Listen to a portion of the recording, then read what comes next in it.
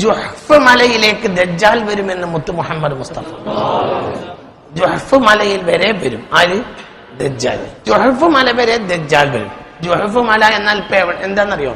ഉഹദ് മലയുടെയും അപ്പുറത്തുള്ള മലയാണ് ജുഹ്ഫ് മല. ജുഹ്ഫ് മല അവരെ ആര് വരും? ദജ്ജാൽ വരും. ജുഹ്ഫ് മലയുടെ മുകളിലേക്ക് ദജ്ജാൽ കേറിയിട്ട് പറയും, ഉൻദുറു ഇലാ ഖസ്രി മുഹമ്മദിൻ, മുഹമ്മദിന്റെ കൊട്ടാരത്തിലേക്ക് നോക്കൂന്ന് പറയുന്നതാണ്. റസൂൽ പറഞ്ഞിട്ടുണ്ട്.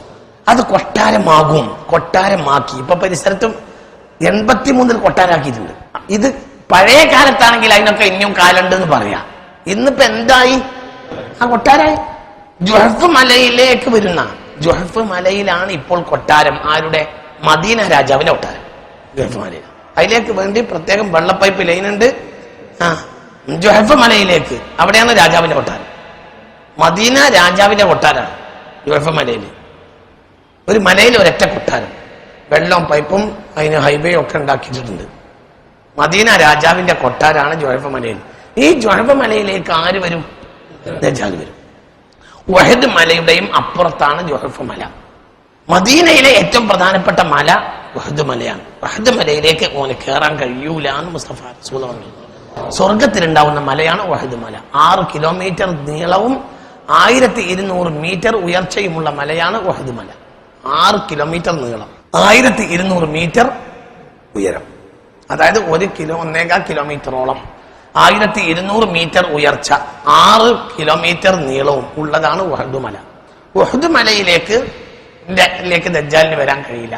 അതിനപ്പുറത്തെ ജുഹ്ഫ് മലയിൽ വന്നിട്ട് അവൻ വിളിച്ചു പറയും, ഉൻദുറു ഖസ്റ മുഹമ്മദിൻ, മുഹമ്മദിന്റെ കൊട്ടാരത്തിലേക്ക് നോക്കൂ എന്ന് വിളിച്ചു പറയുന്ന സ്വല്ലല്ലാഹു അലൈഹി വസല്ലം. ആ കൊട്ടാരമാണ് ഇന്ന് ഏത്?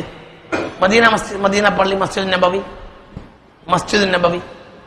അപ്പൊ അതെല്ലാം ആയിക്കഴിഞ്ഞ് ഇപ്പൊ അതിന്റെ പരിസരത്ത് പുതിയ നിർമ്മാണ പ്രവർത്തനങ്ങൾ നടക്കുകയാണ്. അതിന്റെ പരിസരത്ത് ഒരുപാട് കെട്ടിടങ്ങൾ പൊളിച്ച് പുതിയ നിർമ്മാണങ്ങൾ വീണ്ടും കൊണ്ടുവരികയാണ്. അപ്പൊ ഇതൊക്കെ ഇന്ന് ദജ്ജാല് വരാനുള്ള സൗകര്യങ്ങളും സമയങ്ങളും എല്ലാം, അതിന് ദജ്ജാലിന്റെ സമയം ഏകദേശം അടുത്തു കഴിഞ്ഞു. അറബ് ലോകം മുഴുവനും അരക്ഷിതാവസ്ഥ സംഭവിക്കുമെന്ന് മുത്ത് മുഹമ്മദ് മുസ്തഫ സ്വല്ലല്ലാഹു അലൈഹി വസല്ലം. യുസദ്ദഖുൽ കാദിബു വയുകദ്ദബു സ്വാദിഖൂൻ. അല്ലേ? യുകദ്ദബുൽ സ്വാദിഖു, കളവ് പറയുന്നതിനെ പറ്റി ജനങ്ങൾ നേരാണ് പറയുന്നത് എന്ന് പറയും. വയുകദ്ദബു സ്വാദിഖു, നേര് പറയുന്നവരെ പറ്റി ജനങ്ങൾ കളവാണ് പറഞ്ഞതെന്ന് പറയും. അങ്ങനത്തെ ഒരു കാലം വരുമെന്ന് റസൂൽ പറഞ്ഞിട്ടുണ്ട്. യുസദ്ദഖുൽ കാദിബു, നുണ പറയുന്നതിനെ പറ്റി ജനങ്ങൾ എന്ത് പറയും? അപ്പറഞ്ഞ നേരാണ്. വയുകദ്ദബു സ്വാദിഖു, നേര് പറയുന്നതിനെ പറ്റി നുണേനാന്ന് പറയും. ജനങ്ങൾ ഒരിക്കലും നേരെ അംഗീകരിക്കില്ല. എന്നാ ജനങ്ങൾ എന്ത് പറയും? ഞങ്ങൾക്ക് 947 സ്വാതന്ത്ര്യം കിട്ടിയിട്ടുണ്ട് എന്ന് പറയും. ഒരു സ്വാതന്ത്ര്യം ഇവർ കിട്ടിയില്ല. ഇവര് ഹൃദയത്തിന്റെ വാതിലുകൾ കൊട്ടി അടച്ചുപോയി. സത്യത്തിൽ മനുഷ്യന് അന്ധത ബാധിക്കുക കണ്ണിനല്ല. സൂറത്തുൽ ഹജ്ജിൽ 46-ാമത്തെ ആയത്ത് എടുത്തു നോക്കാം. സൂറത്തുൽ ഹജ്ജിൽ 46-ാമത്തെ ആയത്ത്, അതാണ് ആയത്ത്. മനുഷ്യന് കണ്ണിനല്ല അന്ധത ബാധിക്കുക. കണ്ണിന് അന്ധത ബാധിച്ചാൽ ഒന്നുമല്ല. ഹൃദയത്തിലെ കണ്ണിന് അന്ധത ബാധിച്ചോയാൽ അതാണ് യഥാർത്ഥത്തിൽ അന്ധത. മുഖത്തെ കണ്ണിന് അന്ധത ബാധിച്ചാൽ ഒന്നും വരാനില്ല. മുഖത്തെ കണ്ണിനല്ല അന്ധത ബാധിക്കുക.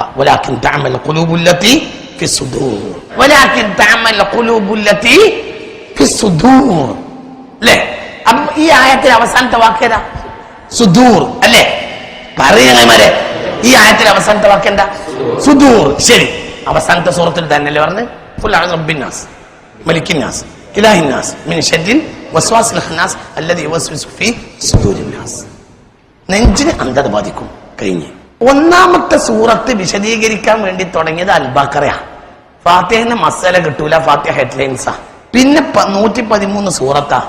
വിമർശിച്ചു തുടങ്ങിയത് എങ്ങനെയാണ്? ഖതമല്ലാഹു അലാ ഖുലൂബിഹിം വഅലാ സമഇഹിം വഅലാ അബ്സാരിഹിം. കണ്ണിനെല്ലാം അന്ധത ബാധിക്കും. അതോടുകൂടെ മനുഷ്യന് കഴിഞ്ഞ്. ഹജ്ജിലെത്തിയപ്പോ പറഞ്ഞ് ആ അന്ധത മുഖത്തെ കണ്ണിനല്ല, നെഞ്ചിലെ കണ്ണിനാണ്.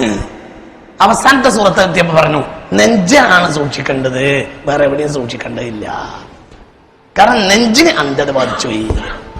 അപ്പോൾ പിന്നെ അവരെ നേര് കേൾക്കൂല, നേര് പറയൂല, നേരെ അവർ മനസ്സിലാക്കൂല. ലോകത്ത് ഏറ്റവും അമല് കുറഞ്ഞവരാരാ? അഖല്ലുന്നാസി അഅ്മാലൻ. ലോകത്തെ ഏറ്റവും അമല് കുറഞ്ഞവർ അസ്ഹാബ് റസൂലില്ല. അമല് എന്ന സംഗതിനെ വിളിക്കില്ല. നമുക്ക് അമലല്ലാതെ വേറൊന്നുമില്ല. അമൽ വളരെ കുറവല്ലേ. നിസ്കരിക്കൂ 100% മഗ്‌രിബ് ഇശാ ജമാഅത്തെ നിസ്കരിക്കും. അപ്പൊ മഴ പെയ്താലാകട്ടെ എന്തും ചെയ്യൂല, മഗ്‌രിബ് ഇശായും കൂടി ജമാഅത്ത് നിസ്കരിക്കും. അങ്ങനെ ഇത്രയും സംഭവം മദീന പള്ളിയിൽ ഉണ്ടായിട്ടുണ്ട് റസൂലുള്ളാഹിന്റെ കാലത്ത് തന്നെ. അസ്ബഖുന്നാസ് ഇലൽ ജന്ന വഅഖല്ലുന്നാസ് അമല, അമലിൽ ഏറ്റവും കുറഞ്ഞവര് അസ്ബഖുന്നാസ് ഇലൽ ജന്ന, സ്വർഗത്തിലേക്ക് ആദ്യം ഏറ്റവും കിടക്കുന്നവര് അസ്ഹാബ് റസൂലില്ലാഹ്. അമൽ ഏറ്റവും കുറഞ്ഞവര് അസ്ഹാബ് റസൂലില്ലാഹ്. അമൽ ഏറ്റവും കുറഞ്ഞവര് അസ്ഹാബ് റസൂലില്ലാഹ്. സ്വർഗത്തിലേക്ക് ആദ്യം കിടക്കുന്നവർ അസ്ഹാബ് റസൂലില്ലാഹ്.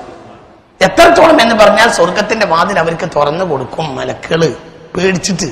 വന്നാസുഫിൽ ഹിസാബി, ബാക്കിയുള്ള ജനങ്ങൾ അപ്പോഴും ഹിസാബിലേക്കൊന്ന് പറഞ്ഞു. എത്ര വട്ടം ഞാൻ ആര്യത്തിൽ നിങ്ങൾക്ക് പറഞ്ഞു തന്നിട്ടില്ലേ? എന്തവർക്ക് കാര്യം? അവർ ഈ സാറുൽ ആഖിറത്തി അല ദുനിയാ, അതിൽ അവർ ലോകത്തെ ആരെക്കാളും വലിയവരാണ്. അപ്പോൾ അവര് ലോകത്തെ എല്ലാ കിതാബിന്റെയും സാരാംശമാണ്. ലോകത്തെ എല്ലാ കിതാബിലും എന്താ എഴുതിയത്? നിസ്കരിക്കണം എന്നല്ല.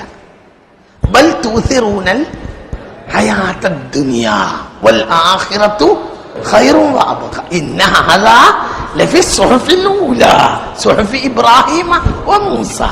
എല്ലാ കാലത്തും കിതാബിൽ എഴുതിയത് മനുഷ്യന്മാരെ ആഖിറത്തിനെ ഞാൻ തിരഞ്ഞെടുക്കേണ്ടത് എന്തിനല്ല, ദുനിയാവിനല്ല. ദുനിയാവിനെ തിരഞ്ഞെടുക്കരുത്. അവര് അമല് വളരെ കുറവാണ്. പക്ഷെ അവർ എന്തിനു തിരഞ്ഞെടുത്തോരാ? ആഖിറത്ത്. ദുനിയാവ് അവർക്കൊരു വിഷയം തന്നെ. ഞാൻ ഇന്ന് കൊടുവള്ളിക്കാർക്ക് സ്വഹാബികൾ ഒരു സംഭവം പറഞ്ഞു കൊടുത്തു. ഒരു സംഭവം നിങ്ങൾക്കും പറഞ്ഞുതരാം. സ്വഹാബികളുടെ ഒരു സംഭവം. ഒരു സ്വഹാബിയുടെ വീട്ടിൽ അവർക്ക് ദുനിയാവിനോടുള്ള ബന്ധം മനസ്സിലാക്കാൻ ഒരു സ്വഹാബിയുടെ വീട്ടില് വേറൊരു സ്വഹാബി വന്ന് അപ്പൊ തലാത്ത് ജാരിയത്തു. അപ്പോൾ അടിമപ്പെണ്ണ് ഇറങ്ങിച്ചെന്ന് എന്തേന്ന് ചോദിച്ചു. അപ്പൊ പറഞ്ഞു ഞാൻ ഈ വീട്ടുകാരന്റെ സ്നേഹിതനാണ്, ഓനെ നോക്കാൻ വന്നതാണെന്ന് പറഞ്ഞു. അപ്പൊ ഓ വായുവിനല്ല, ഇവിടുന്ന് പോയിട്ടുണ്ട്, പരിയിലില്ല, പുറത്തു പോയതാണ് എന്ന് പറഞ്ഞു. അപ്പൊ കാല അപ്പൊ ഈ വന്ന മനുഷ്യൻ ഈ സ്വഹാബി പറഞ്ഞു പിന്നെ അയാളെ പണപ്പെട്ടിന്ന് എടുത്തോണ്ടിരുകയാണ്. അയാളെ പണപ്പെട്ടിനോണ്ടിരുന്നു. അപ്പോൾ ഫജാഅത്ത് ബി സുന്ദൂഖി മാലിഹി, ആ പെണ്ണ് വേഗം അർത്ഥമായിട്ട് പണപ്പെട്ടി കൊണ്ടേ കൊടുത്ത്. ഫതഹഹു, ഈ പണപ്പെട്ടി ഇയാൾ തുറന്ന് ഫഅഖദ മാ ശാഅ മിൻഹു, അയാൾക്ക് എത്രയാണോ ഇന്ന് വേണ്ടത് അതൊക്കെ എടുത്തിട്ട് ഫറദ്ദഹു ഇലൈഹ, ആ പണപ്പെട്ടി എടുത്തു കൊടുത്ത് കൊണ്ടുവച്ചളാ. ആ പെണ്ണ് എന്ത് ചെയ്ത് പണപ്പെട്ടി എടുത്ത് പെരയെ കൊണ്ട് അടുത്ത് കൊണ്ടുവച്ച് ഞാൻ പോകാനാണ് അയാൾ പോയി.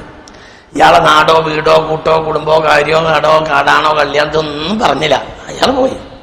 കുറെ നേരം കഴിഞ്ഞിട്ട് വീട്ടുകാരൻ കയറി വന്നു.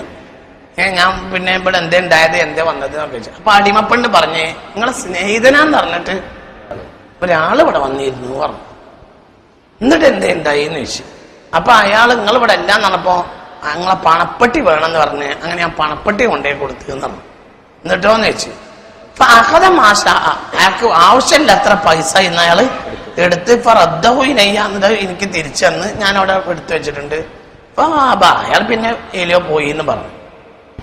ഫഖാല അൽഹംദുലില്ലാഹ് അൽഹംദുലില്ലാഹ് അൽഹംദുലില്ലാഹ്. ഞാൻ ഇല്ലാത്ത സമയത്തും ഇയാളെ പേര് പോലും ഇപ്പൊ ഈ വന്നാക്ക് ഈ പേരക്കാരനെ അറിയില്ല, സ്നേഹിതനാന്ന് പറഞ്ഞതാണ്. അൽഹംദുലില്ലാഹ്, എന്റെ ഏതോ ഒരു സ്നേഹിതൻ ഞാൻ ഇവിടെ വന്ന നേരത്തെ ഞാനില്ലെങ്കിലും അയാൾ ആവശ്യം നടക്കാതെ പോയില്ലല്ലോ, അയാളെ സഹായിക്കാൻ എന്റെ വീട്ടുകാർക്ക് കഴിഞ്ഞില്ലേ. അൽഹംദുലില്ലാഹ്,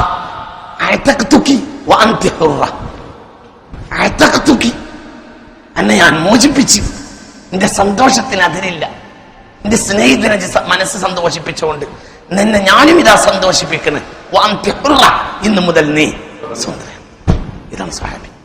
നമ്മൾ പള്ളി കണ്ടാത്ത നിസ്കരിക്കും, നിസ്കരിക്കും, നിസ്കരിക്കാൻ വേണ്ടിയിട്ടാണ് നമ്മൾ നേരത്തെ കടന്നുറങ്ങുന്നത്. പക്ഷേ കിതാബിലുള്ളത് നമ്മളിലില്ല. കിതാബിൽ എന്താണുള്ളത്? നിസ്കരിക്കണം, നോമ്പ് വിളിക്കണം എന്നല്ല. ബൽ തുസിറൂനൽ ഹയാത്തദ് ദുനിയാ വൽ ആഖിറതു ഖൈറുൻ വഅബ്ഖാ ഇന്ന ഹാദാ ലഫി സുഹഫിൽ ഊലാ സുഹഫി ഇബ്രാഹിമ. ഈ വിഷയത്തിൽ ഇപ്പൊ നമ്മൾ എല്ലാവരും കണക്കല്ലേ, മൂല്യരായി, ഞാനായി, നിങ്ങളായി, നമ്മളെ എന്താ നമ്മളെ മനസ്സ്. പിന്നെ നമ്മളെങ്ങനെ അവരിലേക്ക് എത്തുന്നത്? ആ നിലക്ക് നോക്കുകയാണെങ്കിൽ ഇസ്ലാമൊക്കെ മരിച്ചിട്ട് എത്ര കാലമായി. സന്തോഷം കൊണ്ട് ഈ പെണ്ണിനെ എന്ത് ചെയ്ത് മോചിപ്പിച്ച്, അടിമത്തത്തിന് മോചിപ്പിച്ച്. എന്റെ സഹോദരനെ എവിടുന്നോ വന്ന്, ഇയാൾക്ക് അറിയില്ല ആരാണ് ഈ വന്നത്. അത് ഇയാൾക്കറിന്റെ ആവശ്യമല്ല. ഇയാൾക്കറിയണ്ട എന്താണ് എന്റെ സ്നേഹിതനാന്ന് പറഞ്ഞ് വന്ന് കൊടുത്ത് ആണ് പോയി. എന്നാൽ ഇവരാരാ വലാദിയാത്തി ളബ്ഹാൻ ഫൽമൂരിയാത്തി ഖദ്ഹാൻ ഫൽമുഗീറാത്തി സുബ്ഹാ. ഇവരാരാ? ഇവരിലേക്ക് മുഹമ്മദ് മുസ്തഫ വരുന്നതിന് മുമ്പ് അവർ രാത്രിയായാൽ കുതിരത്തെയും അടിച്ചിട്ട് യാത്ര ചെയ്യും. ഫൽമുഗീറാത്തി സുബ്ഹാ, സുബ്ഹി നേരത്ത് കവർച്ച ചെയ്യാം. നാടാകെ പോയിട്ട് അവർ കവർ ചെയ്യും. നാട്ടിലെ പെണ്ണുങ്ങളെ മുഴുവനും അറസ്റ്റ് ചെയ്തിട്ട് അവർ സ്വന്തം റേപ്പ് ചെയ്യും, അല്ലെങ്കിൽ അടിമച്ചന്തയിൽ വിൽക്കും.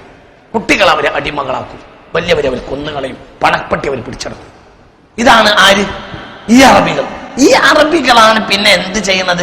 ഹബീബായ റസൂലുള്ളാഹി അവരിലേക്ക് വന്ന് ഇസ്ലാം അവരിലേക്ക് വന്നു കഴിഞ്ഞപ്പോൾ അവർക്കുണ്ടായ വ്യത്യാസം ഹബീബ് പറഞ്ഞു. അവർ യഥാർത്ഥ മുസ്ലിമീങ്ങളായി. ويؤثرون على انفسهم ولو كان بهم خصاصه. ഹശറിലെ 9-ാമത്തെ ആയത്ത്. ويؤثرون على انفسهم ولو كان بهم خصاصه. അവരെ വയറ്റിൽ കല്ല് വെച്ച് കെട്ടിയ നേരത്തെ അവർ മറ്റുള്ളവർക്കാണ് പ്രാധാന്യം കൊടുക്കുക. അതാണ് അസ്ഹാബു റസൂൽ സ്വല്ലല്ലാഹു അലൈഹി വസല്ലം. ആ ജനത നന്നാവും. നമ്മൾ അവർക്ക് എത്തൂല, ഒരിക്കലും എത്തൂല, പറഞ്ഞിട്ട് കാര്യമില്ല. ഞാൻ അവസാനിപ്പിക്കാം. അവരാണ് യഥാർത്ഥ മുസ്ലിമീങ്ങൾ. അവരിൽ നിന്ന് നമ്മളിലേക്ക് വന്നപ്പോഴത്തേന് എത്രങ്ങാനും വ്യത്യാസങ്ങൾ ഉണ്ടായി. നീ നമ്മൾക്ക് ശേഷമുള്ള ജമാൻ നമ്മളെക്കാൾ മോശപ്പെട്ടവരാവൂലേ? ലാ തഖൂമു സഅ ഇല്ലാ അലാ ശിറാരിൻ നാസ് ലാ യഅതി സമാനുൻ ഇല്ലാ അല്ലദീ ബഅദഹു അശറു മിൻഹു. ഒരു കാലത്തിന്റെ ശേഷമുള്ള കാലം അതിനേക്കാൾ മോശമായിട്ടല്ലാതെ സംഭവിക്കൂല. മുഹമ്മദ് മുസ്തഫ സ്വല്ലല്ലാഹു അലൈഹി വസല്ലം